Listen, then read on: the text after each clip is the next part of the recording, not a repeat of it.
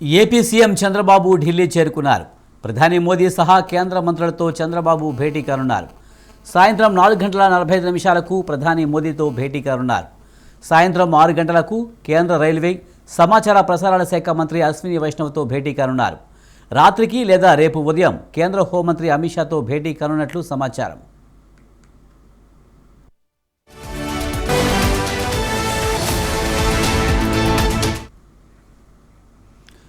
రేపు రవాణా మంత్రి నితిన్ గడ్కరీతో ముఖ్యమంత్రి భేటీ కానున్నారు. ఆర్థిక శాఖ మంత్రి నిర్మలా సీతారామన్, పీయూష్ గోయల్, హర్దీప్ సింగ్ పూరితో భేటీ కానున్నట్లు తెలుస్తుంది. బుడమేరు వరదలపై నివేదిక తర్వాత తొలిసారి ప్రధానిని కలుస్తున్నారు.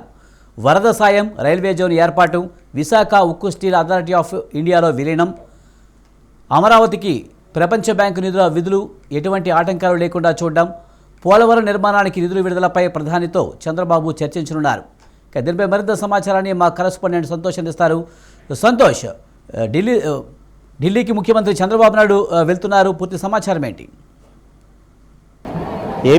ఏపీ సీఎం చంద్రబాబు నాయుడు 2 రోజుల పాటు ఢిల్లీలో పర్యటించనున్నారు. ఈ నేపథ్యంలోనే పలు కీలక అంశాలపై అయితే కనుక చర్చకొచ్చే అవకాశాలు కూడా కనపడుతున్నట్టు కూడా తెలుస్తోంది. ప్రధానంగా ఈరోజు ప్రధాన మంత్రి నరేంద్ర మోడీతో అయితే కనుక భేటీ అవుతారు. ఏదైతే ఇటు నక్సల్స్ ప్రభావిత రాష్ట్రాలు అయినటువంటి సీఎంలతోటి ఇటు హోంశాఖ అయితే కనుక భేటీ అవుతున్నట్టు కూడా తెలుస్తోంది. ఎందుకంటే నక్సల్స్ని సంబంధించినటువంటి అంశాలపై సుదీర్ఘంగా చర్చించే అవకాశాలు కనబడుతూ ఉన్నాయి. ఇక ఏదైతే ఆంధ్రప్రదేశ్లో వరద ప్రభావిత ప్రాంతాలు వచ్చిన అనంతరం కూడా దానికి సంబంధించినటువంటి వరద నష్టం కావచ్చు, అదేవిధంగా అంచనా కావచ్చు, వీటన్నిటిపై కూడా ప్రధానమంత్రి నరేంద్ర మోదీకి అయితే కనుక నివేదికని అందించినట్టు కూడా తెలుస్తూ ఉంది. ఇక ఏదైతే ప్రపంచ బ్యాంకు నుంచి విడుదలకి సిద్ధంగా ఉన్నటువంటి ఏదైతే ఆంధ్రప్రదేశ్ అభివృద్ధికి సంబంధించినటువంటి రుణాలు ఏవైతే ఉంటాయో వాటికి సంబంధించినటువంటి మంజూరుపై కూడా ఇటు కేంద్రానికి కూడా కోరే అవకాశాలు కూడా కనబడుతూ ఉన్నాయి. ఎందుకంటే ప్రపంచ బ్యాంకు నుంచి రుణాలు మంజూరు చేయాలంటే కూడా ఇటు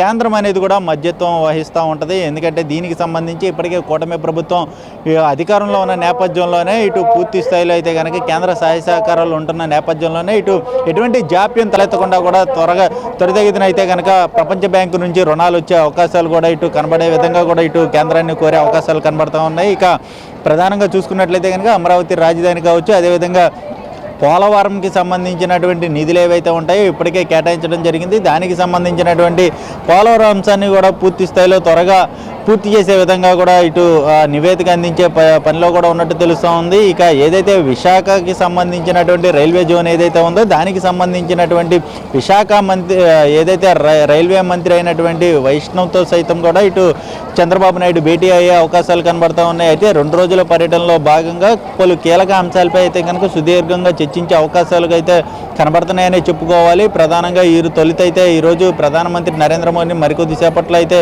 కలవనున్నట్టు కూడా తెలుస్తూ ఉంది. అనంతరం రేపు అమిత్ షాతో పాటు అదేవిధంగా ఇటు నిర్మలా సీతారామన్ని పలువురు కేంద్ర మంత్రులను సైతం కూడా కలిసి ఆంధ్రప్రదేశ్కి సంబంధించినటువంటి అభివృద్ధి ఏవైతే ఉంటాయో దానికి సంబంధించినటువంటి అంశాలన్నీ కూడా సుదీర్ఘంగా చర్చించే అవకాశాలు కూడా కనబడుతూ ఉన్నాయి. గత 5 సంవత్సరాల్లో జరిగినటువంటి ఏదైతే తప్పిదాలు ఉన్నాయో వాటన్నిటిపై కూడా ఇటు చంద్రబాబు నాయుడు ఒక నివేదిక అనేది కూడా అందించనున్నట్టు కూడా తెలుస్తోంది. అంతేకాకుండా ఈ లడ్డు వ్యవహారం ఏదైతే ఉందో ఇప్పటికే స్వతంత్ర సిట్ని అనేది నియమించడం జరిగింది. దానికి సంబంధించినటువంటి అంశాలు సైతం కూడా ఇటు కేంద్రం దృష్టికి తీసుకెళ్లే అవకాశాలు కనబడుతూ ఉన్నాయి. ఇక తాజాగా చూసుకున్నట్లయితే కనుక చంద్రబాబు నాయుడు ఢిల్లీ వెళ్తున్న నేపథ్యంలో మాజీ సీఎం కిరణ్ కుమార్ రెడ్డి సైతం భేటీ అయిన పరిస్థితులు కూడా కనబడతా ఉన్నాయి. అంటే కేంద్రానికి ఇప్పటికే బీజేపీ నుంచి ఇటు మాజీ సీఎం కిరణ్ కుమార్ రెడ్డి పోటీ చేయడం, ఓడిపోవడం అనంతరం కూడా ఇటు ఆయనకి సంబంధించినటువంటి కీలక అంశాలు ఏ విధంగా ఉన్నాయి దీని అన్నిటిపై కూడా ఇటు మాజీ సీఎం కిరణ్ కుమార్ రెడ్డి సైతం చంద్రబాబు నాయుడు తోటి చర్చించిన అవకాశాలు అయితే ఈ నేపథ్యంలోనే